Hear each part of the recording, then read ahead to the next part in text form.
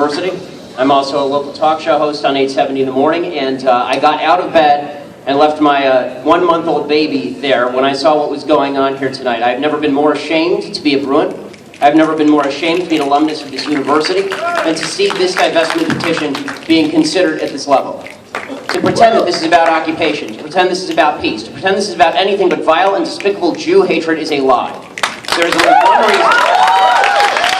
There's only one reason we are discussing Israel and not discussing Saudi Arabia. There's only one reason we are discussing Israel and not discussing Iran. There's only one reason we are discussing Israel and not discussing Palestine. There's only one reason we are discussing Israel and not discussing the vast bevy of human rights violations that happen every day in the Middle East, exponentially worse than what happens in Israel. Exponentially worse than what happens every day in Israel. Any gay or lesbian in this room who is targeting Israel for divestment seems to have forgotten how high they hang gays from cranes in Iran.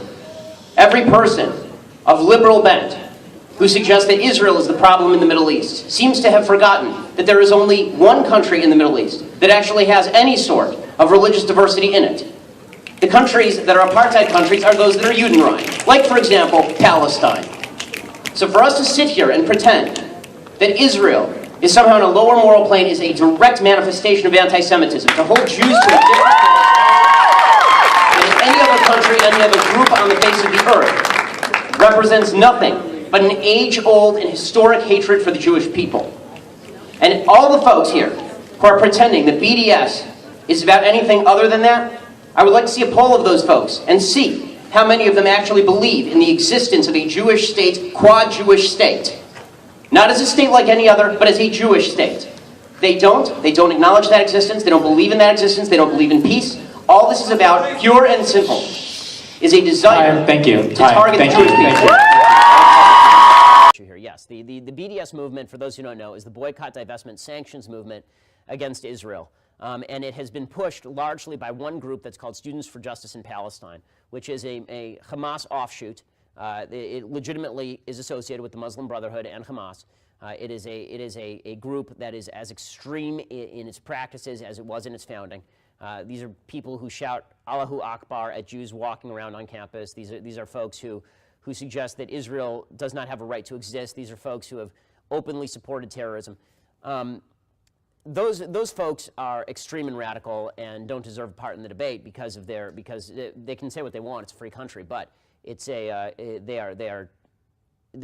representing an agenda that's pretty clear, and that is also, it's pretty obvious where they got it, and it's from the bad guys.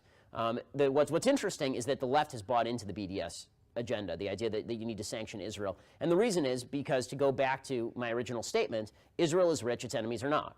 Israel is powerful, its enemies are not. Israel is democratic, its enemies are not. And so what did Israel do to screw these people?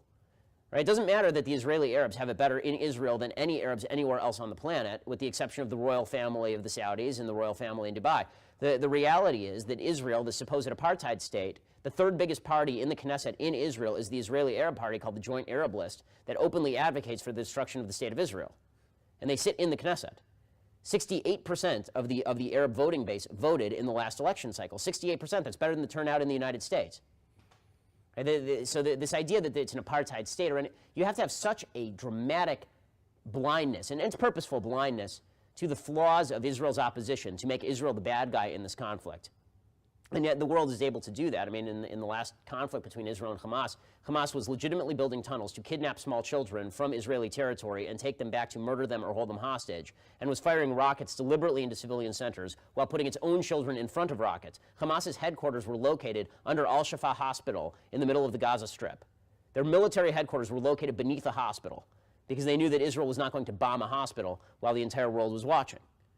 And yet the world somehow found that Israel was the aggressor and the problem in this particular situation, again, because it always comes down to equality of outcome matters more than good and evil. And by the way, if you believe that equality of outcome matters more than good and evil, you are going to end up